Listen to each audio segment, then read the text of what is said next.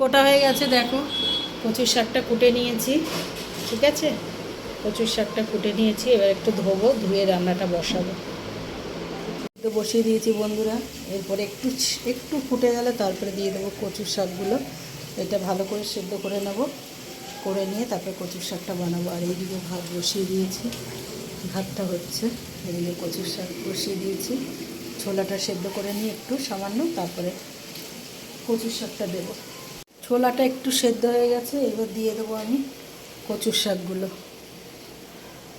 এবার দিয়ে দিচ্ছি কচুর শাকগুলো। এবার কচুর শাকটা পুরো সেদ্ধ করে নেব।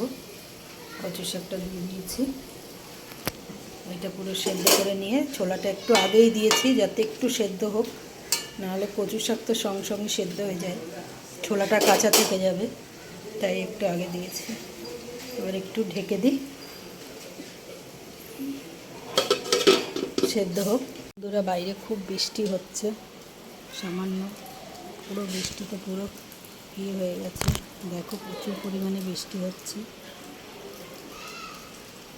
এখন বৃষ্টিটা থেমে গেছে, কিন্তু প্রচুর পরিমাণে বৃষ্টি হয়েছিল। এদিকে আমার সেদ্ধ হয়ে গেছে, কচুর শাকটা সেদ্ধ হয়ে গেছে। কচুর শাকটাকে না এবার নামিয়ে দেবো। হয়ে গেছে বন্ধুরা, দিয়ে দিচ্ছি রসুন, আর দিয়ে দিচ্ছি কাঁচা লঙ্কা, আর নুন হলুদ মাখানো চিংড়ি মাছটা।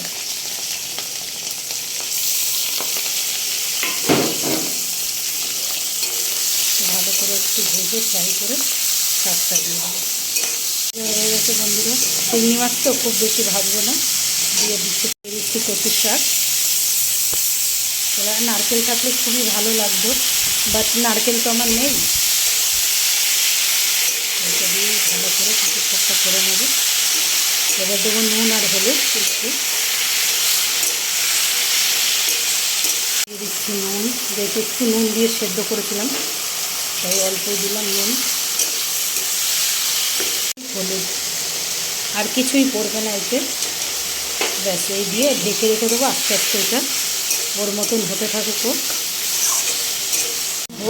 এবার ঢেকে দিচ্ছি, দিয়ে কচুর শাকও হয়ে গেছে, একদম হয়ে গেছে।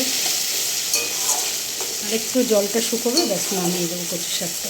শাকটা হয়ে গেছে, একদম জল মরে গেছে, জলটা একদম শুকনো হয়ে গেছে। একটু চিনি দিয়ে এবার নামিয়ে দেবো, একটু চিনি দিয়ে এবার নামিয়ে দেবো।